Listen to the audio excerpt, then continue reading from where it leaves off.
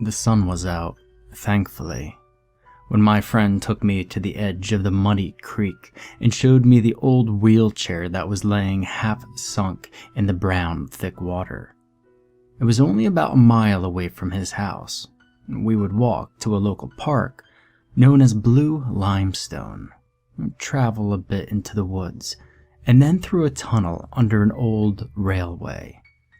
The tunnel itself was unsettling. It was long, and even in broad daylight, it was dark inside. The walkway through the tunnel hugged one side and was about 5 feet above a sluggish portion of the creek that ran through it. In the water there were ruined remains made of concrete and steel bars that I could only imagine would have been the other walkway. It was always a fear of mine to slip off the narrow, often damp path and into the water below, to be impaled on some rusty iron bar jutting out from below. Once we emerged from the tunnel, we walked a further distance through the woods, following the same creek. The surrounding area was perfectly safe and non-threatening by day. But by night, the area would fill up with all manner of drug abusers who bought and sold their contraband.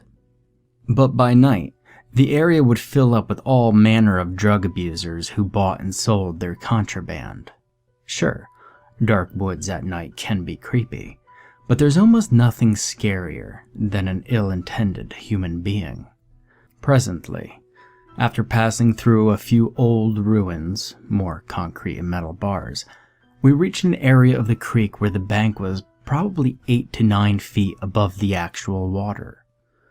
Along here, there was a well-traveled dirt path that we took, and turned off only briefly to find a small outcropping over the water. In the water was the object my friend wanted to show me. The old wheelchair. And the thing was, quite frankly, pitiful to look at. It was covered with a variety of muck and marine plant life as it sat half submerged in the muddy water. From what wasn't resting under the surface, it was pretty easy to tell that the thing was dark reddish brown, a rather common color for wheelchairs. And at first glance, it looked like just old trash, but something intrigued me about it. My friend was pretty interested in it too. After all, he had come all the way out here just to show me. "I'll pull it out," I said after a moment of thinking. He looked at me and raised his eyebrows. "I don't think you'll be able to," he said as he looked down at the water. The bank was nearly completely sheer, and it was composed entirely of rock. It was like a miniature cliff. However, I was feeling rambunctious, and was only urged on by his doubt to impress him. "Yeah, watch me," I said cheerfully, pulling off my shoes and socks and setting them on the outcropping. He didn't try to stop me. In fact, he almost seemed pleased that I was going to go for it. Clambering less than carefully down the cliff was no problem. I'm 6 feet tall, and it took little effort to drop myself gently down to the sliver of an edge that remained at the bottom by the water.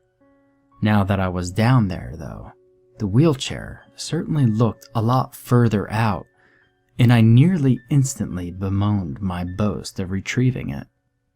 But I wasn't the first one who had tried to get his hands on the wheelchair, which was looking increasingly unattractive the closer I got. Wedged into the wheelchair was a long branch covered in greenish-white lichen, and I seized it eagerly. I pulled gently, half expecting the stick to pop out and lose the wheelchair for good. And the wheelchair began to inch closer. I nearly yelled in triumph and drew in the cursed thing as close as I could. I trembled now to think how eagerly I reached out to touch it and grab it. Pulling it out of the mire, I looked up at my friend. He seemed slightly impressed, but mostly disgusted. I'm not touching that thing, he said as matter-of-factly. I couldn't blame him. The old, wet vinyl was making my hands itch and burn a little already. But I didn't need his help. I had a hold of the wheelchair, and no little cliff was going to stop me. I'm not really sure how I managed to climb up the cliff with that soggy mass of rusty metal and stagnant, rotting vinyl in one hand, but yeah, I did it, and I scrambled enthusiastically to the bank, the wheelchair in tow. There, I said triumphantly, trying to make the wheelchair stand on its own. The axles had rusted out, though, and the thing kind of leaned pathetically off to one side. To me, it seemed more like a corpse than an inanimate object. God, it smells, my friend said. Despite this fact, he leaned in closer to inspect it, genuinely curious. I, on the other hand, stepped back to observe my handiwork and take a good look at it. The thing was amazingly grotesque for what it was. Stringy water weeds hung from the parts that had been underwater and dripped slowly on the ground. All the metal had been rusted badly, while the material had been underwater was in severe state of decay. The vinyl that hadn't been submerged was cracked, dry and flaking, creating an interesting contrast. This thing is completely awesome, he said in awe. I can't believe you got it up the cliff. He pulled out his digital camera, which he always had with him, and started snapping pictures, circling around for better lighting and angles. I know, right? I said excitedly. I loved to do things that were slightly crazier and off the beaten path. As he continued to capture pictures of our new pet, I looked down at my clothes. I was fairly filthy, and it wasn't up for debate whether I smelled or not. We should probably get out of here, I said. My hands, which I had up till now forgot about, were starting to irritate me again. All right, he said, straightening up from a particularly elaborate shot. You could shower at my place, though we should check this thing out later. I agreed, though, as we walked away, I couldn't help but feel as if the thing was watching us. I fought the urge to glance back at it, and for some reason, a tangible sense of relief washed over me as we rounded a corner and slipped back into the safety of the woods. What the hell? I whispered. I glanced at my friend. His mouth was slightly open. Well, that's not creepy at all, he said sarcastically, though worry and concern had crept into his voice. The godforsaken wheelchair hadn't moved an inch since we left it nearly 2 hours ago. But what was troubling was that it was still dripping wet and surrounded by flies. My stomach leapt to my throat, but I didn't think for a moment of turning back. I was freaking pumped now. This was simply too cool. My friend must have felt the same way because he walked up to it, albeit cautiously, and after all, it was still late afternoon and plenty of light out. But oddly enough, the smell was still lingering too, though it was easily to rationalize as it just being the stagnant water. I'm slightly surprised somebody didn't just kick it back into the water, I said, circling the wheelchair, looking for anything abnormal. I noticed that the decaying material had taken on a whitish, almost pus-like appearance on the really bad patches. It was this that the flies seemed to be most attracted to, and possibly the source of the foul smell. I was tempted to cut some off with my rusty Gerber pocket knife, but thankfully thought the better of it for once. I should have brought my camera again, he said. This is even creepier than before. I rubbed my palm absently on my jeans to get rid of an itch. Yeah, I suppose. We probably shouldn't stay here long, though, I said. I was starting to feel really uncomfortable and restless. For some reason, I felt like the night was coming on faster than it really was. He glanced at me, slightly concerned. Yeah, okay, that's fine. I'm up for some LBP anyway, he said, drawing out the abbreviation for Little Big Planet almost lovingly. The thought of playing horribly made bomb survivals was appealing to me and brightened up instantly. Decided to put the wretched wheelchair out of my mind for good. I was tempted to even kick it back into the water, but as I contemplated this action, for some unexplainable reason, I felt pity for it. Yes, I felt pity for this inanimate object. That flare of emotion itself scared me more than anything else, and I promptly turned on my heel and walked back into the woods. My friend cast one last look at the corpse-like object and followed me. Good Lord, my hands were itchy. I was going to rub them down with some alcohol when we got back to his place. I'm so sick of her. I swear she does this crap on purpose, I said into the microphone of the outdated internet phone. I was drawing idly with the Wacom tablet, feeling particularly uninspired that night.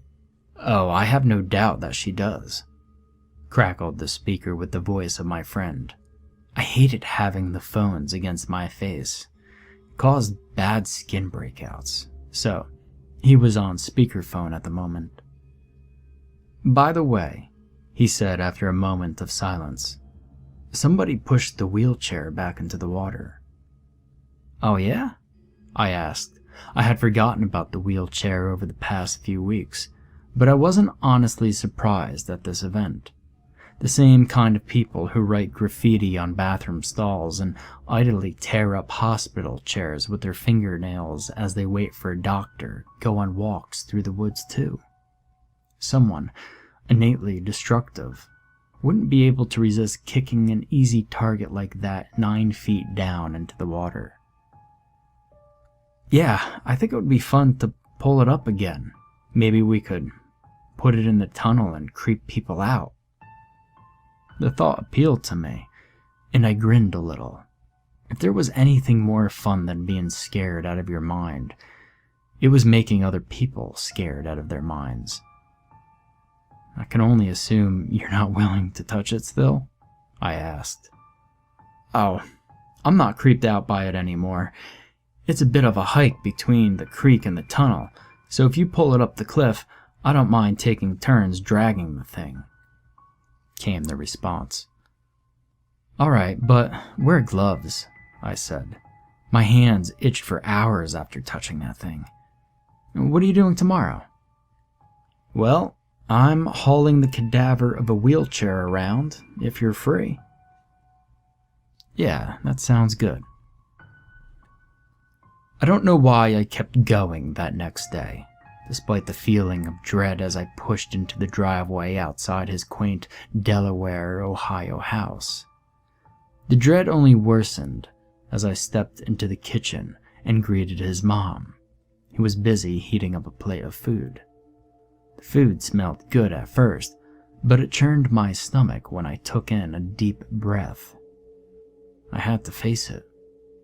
I was already scared out of my mind. But my fear did not beat out my curiosity. There were still a few things that were still bothering me about the wheelchair. The white patches, the flies, the smell, and mostly, the itching. Wait, what the hell? My palms were itching again. I felt my throat close up as a sense of horror crept subtly up on me. The whole thing was a bad idea. I wanted to stop walking up the stairs to my friend's room, turn around, go to my car and drive away. And why? Why didn't I? As I neared the top of the staircase, my feet began to grow exceptionally heavy, and my hands began to itch like crazy. Forehead sweating, I bit my lip and did my best to ignore the feeling. My friend, however, seemed completely unaffected by the atmosphere that was hanging over my head, and he greeted me happily, looking up from his sketchpad. I felt relief at seeing him unworried and laughed at myself a little, feeling the dread slip away. Leaning over his shoulder, I looked at his work. There were 2 girls in a pool of water, splashing each other, each featuring a set of fox or cat ears done in his own unique anime manga style. Impressive, I said. His artwork had always amazed me. Thanks, he said, slapping the hard-covered sketch pad closed and standing up. Anyways, I've been waiting all morning. Are you ready to go? I felt the dread creeping up on me again, but I swallowed it down. Sure, I said, rubbing my hands together to relieve the itch. He frowned at me. Still itching? He said, and I grunted, unwilling to admit the truth lest it made the situation seem even more real. Yeah, I said bluntly. Only when I walked into your house, though.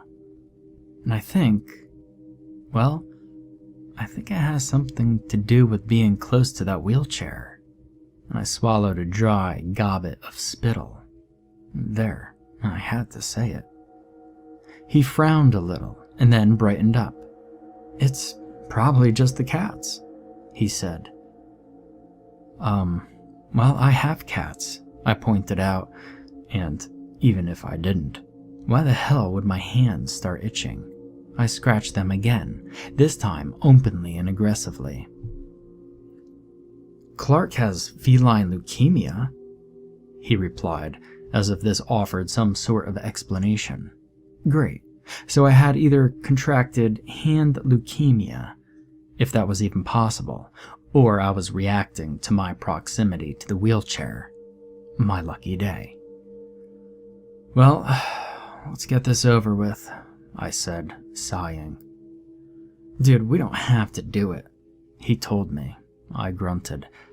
I kinda want to. It'll be fun to scare people, and besides, I think I need to convince myself that there's nothing wrong with that wheelchair. I've been scared to death ever since I got here. This seemed to trouble him, but he didn't press further. As we walked back down the stairs, and he grabbed his jacket. It was now early fall, and Ohio weather gets cold quickly. I felt the dread growing again. He must have felt it too, because the nearer we got to the park, the quieter and grimmer he became. Curiosity is a real stick in the mud, huh? I asked. He smiled and agreed, and we both cheered up. Now, if I hadn't have said that, maybe we wouldn't have cheered up, and then maybe we may not have gone back in the first place. But what's said is done, and there's no point looking back now. It was just like he said. The wheelchair had been thrown back into the water. Only this time, it had flipped over so the back of the chair was peeking out from under the sluggish creek. It was deeper, too, than before, but maybe the water was just higher. I had remembered I used a branch to fish it out the first time, so I snapped off a dead piece of wood from a nearby tree and tossed it down the cliff. Then, not bothering to take off my waterproof boots, and I had come more prepared this time, I clambered down and hooked the branch through an exposed portion of the wheel that was peeking up out of the water. Carefully, I pulled it towards me. At first, it seemed stuck, but then it began drifting slowly in after a bit more encouragement from my branch. It was heavier than I had remembered. Was it just more waterlogged from being more deeply submerged? As it neared me, I saw something gray show underneath the wheelchair. Great. The thing was completely caked with thick mud underneath. I was going to have to clean it off once I pulled it out. And oh, yeah, The smell again. It was a lot worse this time. Finally, the wheelchair was within reaching distance. Using the branch, I rolled the chair over in the shallow water to reveal the annoyance that had attached itself to my prize. To my horror, gripping onto the wheelchair was a bloated, featureless corpse, staring at me with two empty sockets. Its skin was grayish-blue and tattered, long strands hanging from the body as they peeled away. The face was all but gone. The nose and lips long eaten away with skin hanging over the black sockets like frayed curtains. And yes, it was gripping the wheelchair as if it were still alive. And sinewy muscles could be seen under the slimy remains of the peeling skin. I stared back at the corpse for a moment, confused. Once it registered with my brain what I was seeing, I ran like hell. Not much stuck with me after that, and I barely remember scrambling up the cliff, though an ugly scrape on my knee that later got infected served as a reminder for that. My friend, on the other hand, had gotten a bit more of a vivid picture of the corpse thanks to his vantage point, and had sworn that it had been trying to get out of the water at me. He specifically recalled the wheelchair tipping forward at me as I turned to run. Its movement stopped only by the stick I had lodged in the spokes to retrieve it. Of course, this could have just been natural gravity at work, but I didn't know for sure. When we got back to my friend's place, we collapsed on his living room floor, panting and wiping tears from our eyes as we choked back sobs of horror. However, as I regained some mental stability and motor control, I realized I was absolutely delighted. Yeah, it was scary as hell, but this was also awesome. The adrenaline and curiosity mixed together to form the most incredible cocktail I had ever experienced. Oh my god. What is wrong with me? Thousands of things went through our heads in the span of a few short hours. We argued about the possibility of it being a different wheelchair than the one we had taken out of the creek the first day, though why it had a corpse strapped to it was a different story. But we also reasoned that it could have been a prank or a sick joke. Maybe it was even a murder. However, once we had become relatively calm, we came to the general consensus that we had to do two things: confirm what we saw and also record it. I took his camera and he borrowed his parents' digital recorder. It was still broad daylight. What was the worst that could happen? The film was worthless. I don't have any. Because when we got to the creek, it was gone. There was no trace of the body or the wheelchair. My friend started recording, and we did a jittery search around the entire area. Even more flipped out and regretting our decision now, I think we both decided it was high time to head back. And looking back, I think we weren't so freaked out to see it was gone because we were so relieved that it was gone.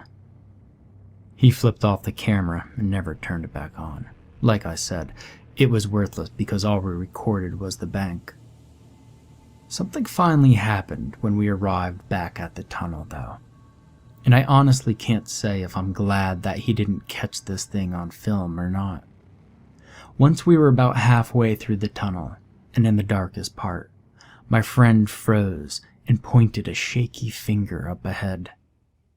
It was a silhouette of a wheelchair, and in it, a peeling, bloated figure with its head lulled to one side. It seemed to be inching towards us, and the sound of squeaky, grating metal screeched through the tunnel, as well as an odd sloshing sound. The world blurred as I turned and ran. only a split second slower than my friend. I think it did something, because I remember we both slipped and fell at nearly the same time. It wasn't natural, though, because we were sent sprawling, not forward, but into the creek below the walkway. My survival instinct was still going strong, and I swam to the surface almost instantly, scrambling out of the tunnel as fast as I could and running onto the shore. All the while, the sound of squeaking metal and squelching flesh had filled the tunnel to almost a deafening degree. Once I got out of the tunnel, I looked back. That wheelchair thing was skittering towards me now. I say skittering because I don't know how else to describe it. It was coming at me so fast with a rhythm of jerky movement, back and forth. The worst part was that the corpse wasn't moving on its own and was just kind of flailing around as the wheelchair closed in on me. I could have sworn I saw the head tear off before I turned and ran. My friend and I regrouped a few minutes later, soaking wet and miraculously not hurt. We didn't say much, and both wore grim faces as we shivered and trudged home. It was a long walk back, because we took a 2-mile detour to avoid the tunnel and the creek. I remember vaguely itching my hands as we walked home, wanting nothing more than to take hold of something and squeeze it until my muscles bulged under my skin. When we got to his house, I showered, and since I didn't have a change of clothes this time, I threw on a bathrobe I found in the cabinet. Normally, that would be an awkward thing to do, but neither of us was in the mood for niceties. We talked a little bit more afterwards, speaking in dark, quiet voices. I don't remember exactly what we said, but we agreed that it had been a mistake to bother the wheelchair in the first place. What I do clearly remember, however, was gripping the arms of the chair with all my might, trying anything to ease the incessant itch. I also remember feeling hungry, but I was unwilling to leave the chair because of the itch eating away at my palms. It would have been really nice if that wheelchair had had wheels.